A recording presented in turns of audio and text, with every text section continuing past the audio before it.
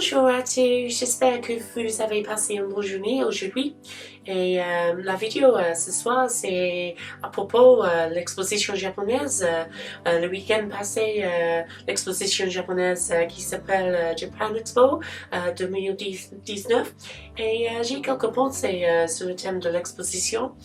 Don't worry folks, the rest of this video will actually be in English, and I don't really want to offend any more French people or French speaking people with my not so great French, but I do try very hard and I don't think it's that bad. But anyway, I'll leave the actual French speaking to the people who know how to do it best. Anyway, all about Japan Expo 2019, the very first time that I visited, and I have a number of thoughts all about it. And I went there a couple of weeks ago almost now, and I just wanted to share with you some of my thoughts about this event, the largest exhibition of Japanese culture outside of Japan itself in the whole world, and it happens practically on my doorstep, albeit in France, in Paris, but it's really not all that far from me. So I've got lots of video footage which I shot at the event, I've got lots of thoughts all about it, and I just wanted to show you a few of the little pickups that I actually brought back with me from the event. I didn't bring a lot of stuff back because basically I was travelling very light for the whole trip, so I literally had the smallest backpack, which you will see in this video. So sit back, relax, I hope you enjoyed the video, and yeah, let's roll the tape.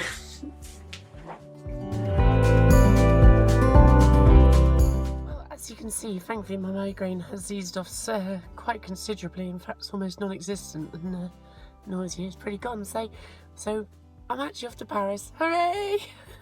I'm so happy. I've been looking forward to this trip for so long. So yeah, 2 days of suffering with a terrible migraine, and let's hope that it doesn't come back on again. So fingers crossed. Got a little drive up to Gatwick now, about 45 minutes or so, and yeah, let's go and catch ourselves a plane. Okay, so good news, made it to Gatwick Airport in no problems at all. It's the good thing about travelling at this time in the morning. Getting up at 4 o'clock in the morning to catch an early flight seems quite a bind, but when you consider that the traffic is non-existent at this time of day, it's brilliant. So I actually got to Gatwick in probably about 40 minutes or so, which is excellent. So and that's not speeding either, so yeah, so really excited. Don't seem to have any nausea that I had a couple of days ago, so yeah, all good. So the sun is shining here in West Sussex, but hopefully it's going to still be the same in Paris. As I say, it's promising to be really warm there, so I guess the next time that I do any recordings is going to be when I'm in Paris, so how exciting. I cannot recall exactly when Japan Expo first came into my consciousness, but for some years I've been aware of this grand exposition in Paris. It is billed as the largest celebration of Japanese culture outside of Japan, and sure I was a bit sceptical, but having been, I can definitely say I agree. Japan Expo always falls immediately after my birthday, and with my work being seasonal, it has been for many years something I've either not been able to make over to Paris for, or I've been desperately needed a weekend off. Bear in mind I also have a day job alongside my seasonal work. But this year I kept the weekend free. It is also no secret for those who watch or enjoy my streams that I have been learning French for some years, so going to France does double duty for me. One is Japan Expo, second is France, and I love France. It started with a 4 AM wake-up call. Thankfully, Gatwick is pretty close to me, and when traffic is moving, it only takes me about 40 minutes to get there. So I was already parked up at the airport by 6 AM and gently brushing through security with my small rucksack in no time. And before long, I was in Paris. It's only a 45-minute flight.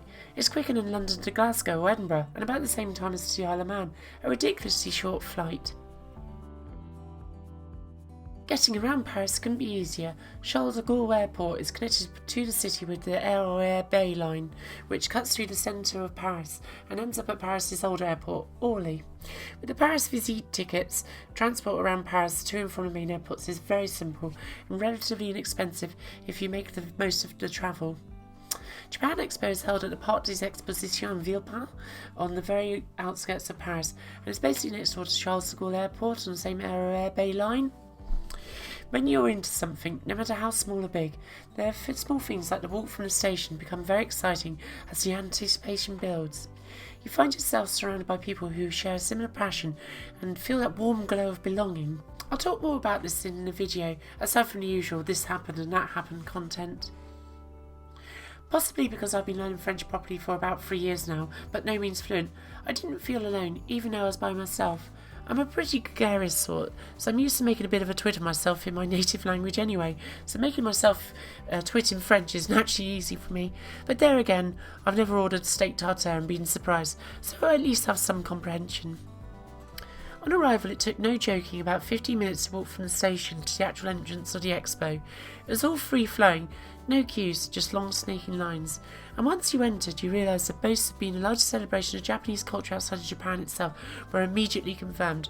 You have to bear in mind that the usual pillars of Japanese culture that comes to mind, anime, manga, and video games for example, were just 3 aspects of a much wider show. So what did I do first? Well, I wandered around the independent vendors, and the quality of artwork and creativity filled me with joy. Sometimes refer to these areas as the amateur area. I want to say let's call them enthusiasts, because this is a real hotbed of creativity and passion, and frankly, often innovative artistic output. I always pay attention to the small people. They genuinely have a burning passion inside of them of what they enjoy creating. I'll show you some of my pickups towards the end of the video. As with Comic-Con events, there are many opportunities to get your swag signed. Whether it's specific pickups from the expo or your existing possessions, you could enter a draw to see if you would be able to get your swag signed.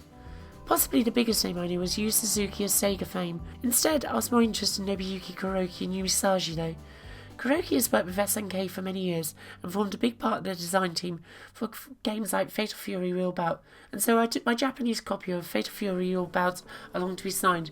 Of course, there was no guarantee I'd be able to get it signed, and I had to win a draw at first, and guess what? I did win! So more on that later. After that, I quickly decided there was absolutely no point in looking at a map. The only thing I was mindful of was that at 1:15 PM would be a super special Evangelion event that I would definitely need to go to, but otherwise I put away the phone and just wandered aimlessly around the show, knowing that I'd easily be able to locate myself as and when I needed.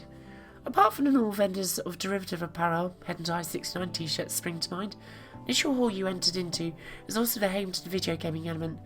Now, I love my video games, as I'm sure you know, but this wasn't the reason I came to Japan Expo. I wouldn't necessarily recommend Japan Expo if you're interested in just retro games either, because there was nobody actually selling any retro games that I could notice.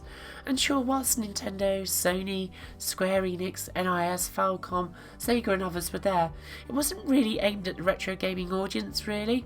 There was a few areas with the odd little systems such as Sega Saturns and Super Nintendos, but really if retro gaming's your scene, I'd suggest the Play Expo in the UK are much more what you want to be looking for.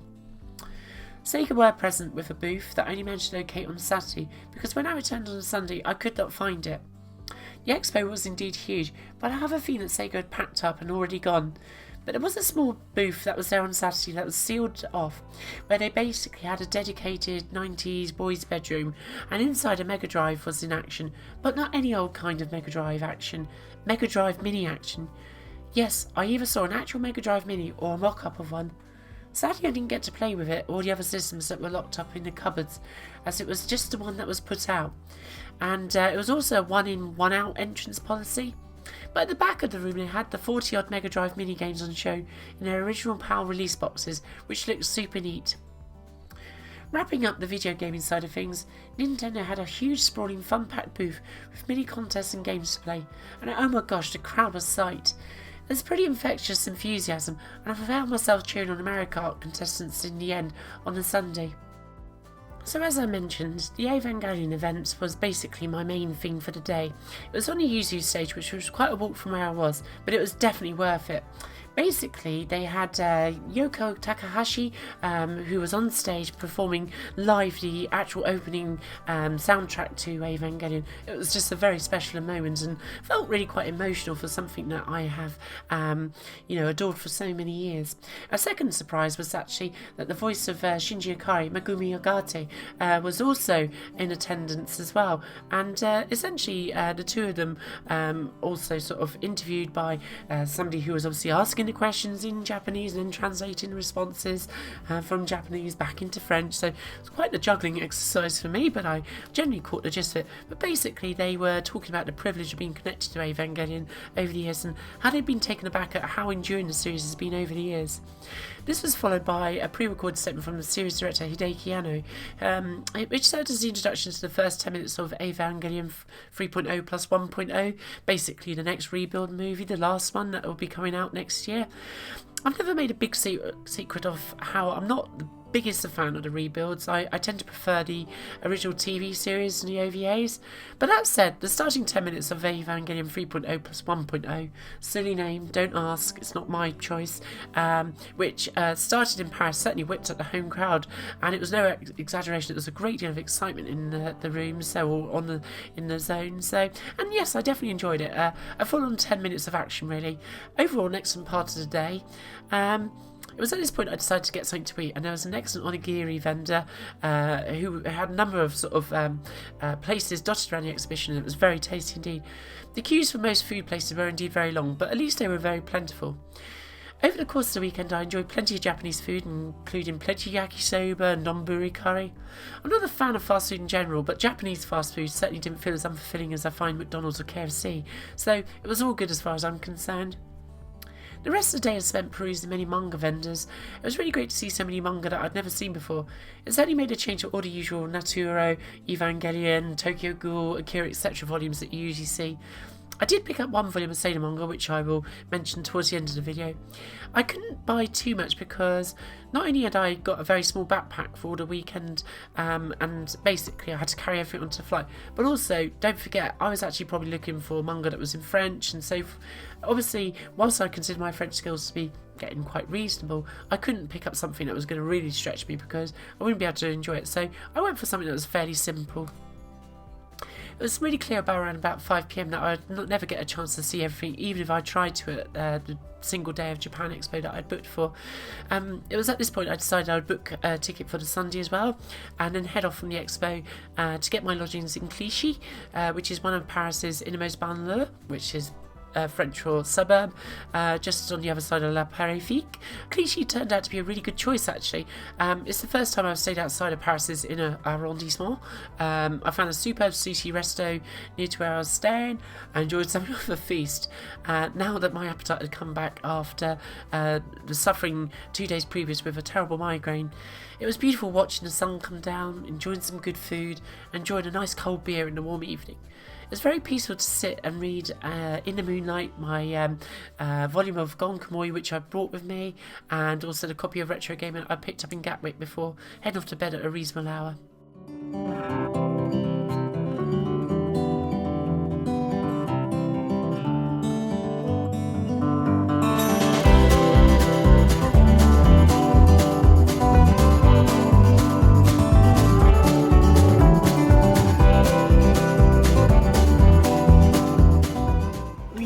C'est le dimanche et il fait beau aujourd'hui et je trouve une boulangerie près d'ici parce que j'ai faim mon autre fois.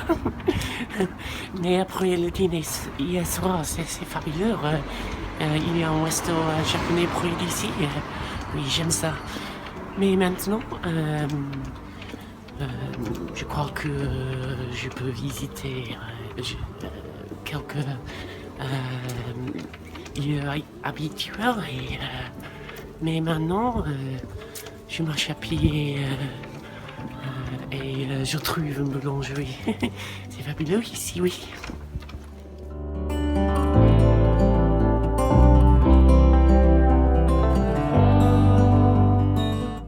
I decided to set out quite early and at least enjoy some of Paris's classic sites, which I've seen a good few times over the years, but no visit to Paris is complete without them. I can very much confirm that the L'Arc de Triomphe, Le Champs-Élysées, Jardin Tuileries, La Tour Eiffel, and so forth are all still here in their magnificent capital of France.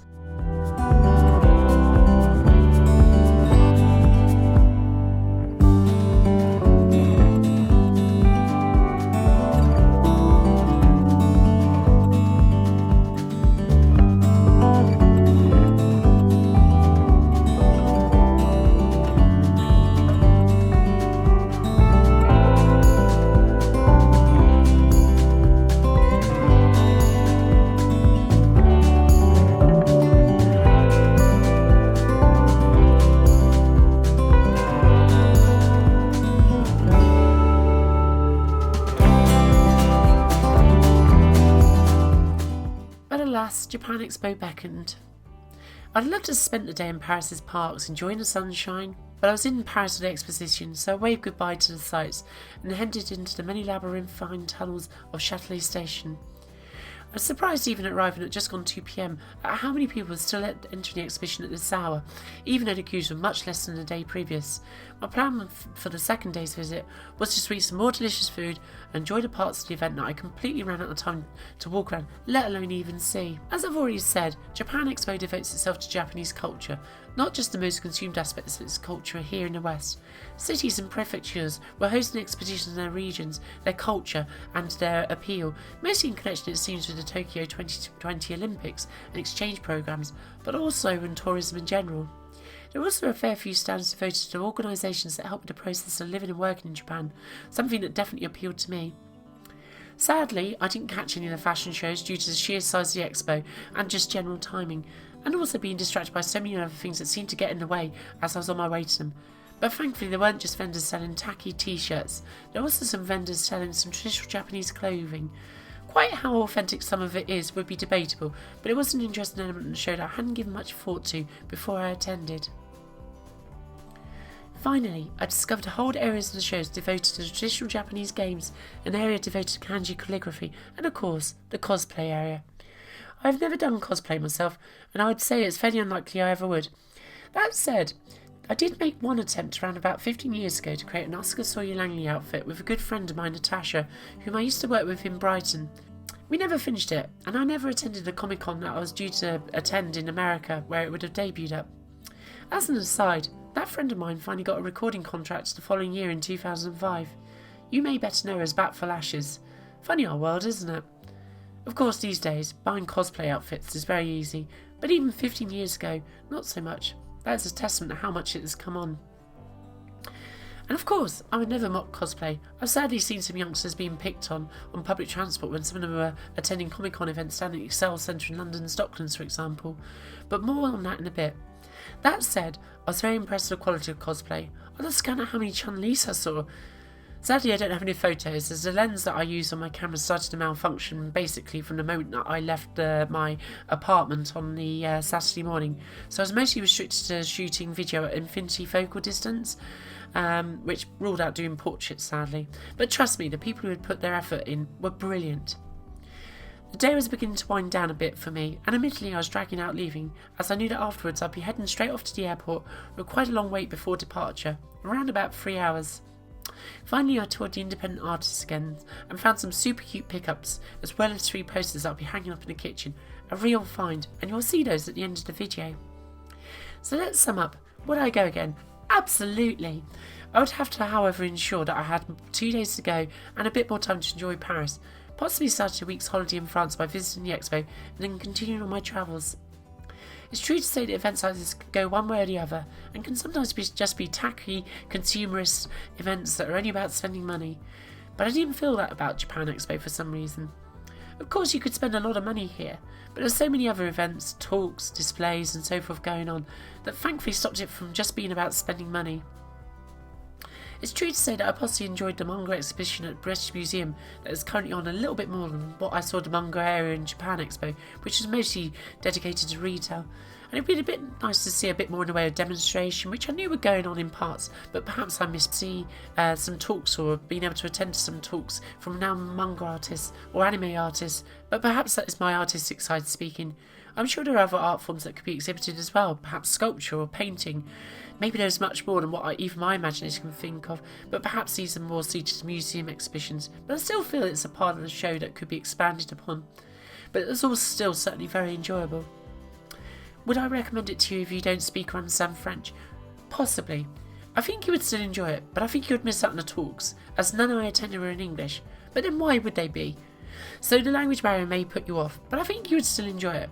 Finally, a bit on what I think about these expos or shows, in the way that they bring together a subculture or a group of like-minded people who are interested in a similar thing. I really think they're excellent. From small events like the Southwest Amiga Group and Amiga Ireland, dedicated obviously to the Amiga computer, through to the large gatherings like Play Expos, dedicated to multiple systems and gaming platforms and so forth, and here at Japan Expo. I got a very warm fuzzy feeling, watching families and friends hanging out. having fun and enjoying themselves, smiles on their faces they shared in their passions. It's great seeing cosplayers really in the zone with their characters. I really do get it. Why not dress up and become a character you admired so much in yourself, I say. Maybe I'll go into work dressed as Cloud tomorrow or something like that. But I have to be honest, that sword would be a complete toe rag to cycle into town with. So yes, I came away with a great feeling about Japan Expo, and I can highly recommend it.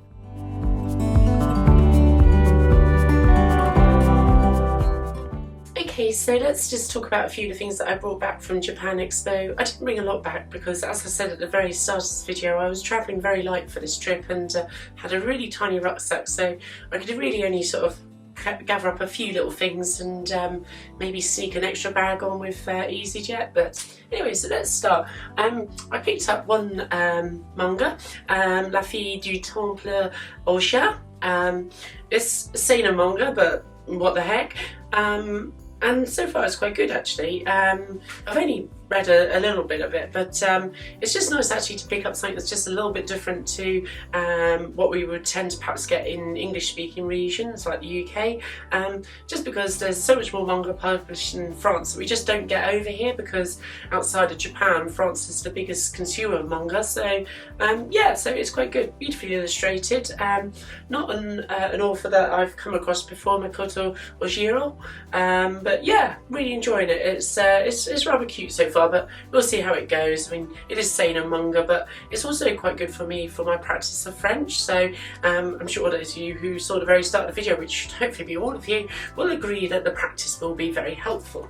Then after that, I mentioned about the Sumire area, which basically was all about getting your wares, whether it was something that you brought along, a book or a CD or a manga or whatever it might have been, and getting it signed by people who had come in and were, you know, gladly given their time for signings. So basically, I decided that I wanted to see if I could get some signatures from Nobuyuki Kuroki and Yumisaji. Sorry, I'm having to look down a little bit because I'm not being funny. I mean, whilst I can just about remember the names, they don't necessarily trip off the tongue. But basically, Nobuyuki Kuroki, he was or is a character designer who worked on some of the Fatal Fury games, including Fatal Fury Real Bout, which is what this is. This is my copy for the Sony PlayStation, and so basically this is one of my favourite one-on-one fighters. It's also on the Neo Geo. But basically I got him to sign just on the inside there, because how cool is that? So yeah, and whilst I was there, also this wonderful Pixel Love edition was available to buy. They had a stand in association with SNK. I don't believe this book is actually being released yet, at least not in the UK. It may be available widely in France, I'm not sure, but they often get quite a lot of publications that we don't necessarily see front and foremost in the UK, which you might find quite interesting actually if you're looking at it from a UK perspective, because you would think, well, surely, you know, the UK has got a bigger video games market than France. Well, the French are the biggest consumers of sort of Japanese culture generally outside of the UK, so it seems that they get a lot of these editions first and foremost. And in fact, actually, when you look through, I mean, even sort of like the little cover slip here is, you know, the subtitle is very much Les Documentations de Conception Originale. You know, it's in French first, you know, and actually throughout the whole book, it's very much French first, English second, and it might be down to the fact that this is from a French publisher, but regardless, it is in English, part of it, and it's just absolutely gorgeous. It really just goes into all of the character design. Samurai Showdown is another of my favourite one-on-one fighters, very popular on the Neo Geo, but also had many of the games out on the PlayStation, and basically it just covers the art of Samurai Showdown, as it says, basically from its very first outings on the Neo Geo right up to the present day with Samurai Showdown 2019. So beautiful. And I also got this signed by Nobuyuki Kuroki and Yumisaji as well. So Yumisaji, she's a character designer, on the latest 2019 games. So really enjoying reading that and looking through these amazing illustrations in here. It's amazing a level of work that just goes into creating these, and it's, as you can see in this gorgeous sunlight that we've got this evening, it's just stunning to look at, and I hope it provides a lot of inspiration for me in the years to come. And yeah, it's just stunningly presented. It was a bit more on the expensive side. It was about €40. That's about £35–36 thereabouts, I guess. But absolutely worth it. Very pleased with that, and it was damn heavy to carry around. I had no intention of buying posters there because I thought, how on earth am I going to get these back? Well, basically, I found this amazing two artists, you know, who had collaborated and were selling their wares at a stand, and my word, I found the perfect pictures for my kitchen. Now these frames, they weren't framed, I bought these frames, but I knew immediately where I wanted to put these pictures. They're going to go up in my redecorated kitchen. There is obviously a kitchen scene in this one, but I just felt this was just so unique and so beautiful, and obviously I wanted to colour thin frames basically to match the predominant sort of hue of the pictures. They're just exceptional. Let's just put this one aside. And they're very original, just typical sort of, you know, sort of quirky, something really different. Yeah, I just fell in love with these immediately. The free posters were about €25, but as far as I'm concerned, that's a piece of quirky decoration, unique decoration that I just felt that I had to pick up. And then basically, to finish off the triptych is this gorgeous piece of illustration here. I just felt that this was something that really sort of spoke to myself, really. So yeah, really pleased with these. These were my favourite pickups basically the whole show, followed, you know, by obviously the Art of Samurai Showdown. Anyway, I really hope you've enjoyed this video about Japan Expo. I'm definitely going to try and get back there for next year. I really enjoyed it. It wasn't quite as commercial as perhaps some of the expositions, or the exhibitions rather, that we get here in the UK, which are predominantly about vendors and stuff. I really enjoyed it. I feel that there's a lot more that I would love to have seen this time, but just sheerly ran out of time. Plus also it's in France and of course Paris, so I'm going to enjoy that. And also it'll be great to obviously go with somebody else rather than just by myself. But overall, I just think it was a fantastic exhibition, one that I enjoyed incredibly, and yeah, I guess that all remains for me to say is see you soon. Peace.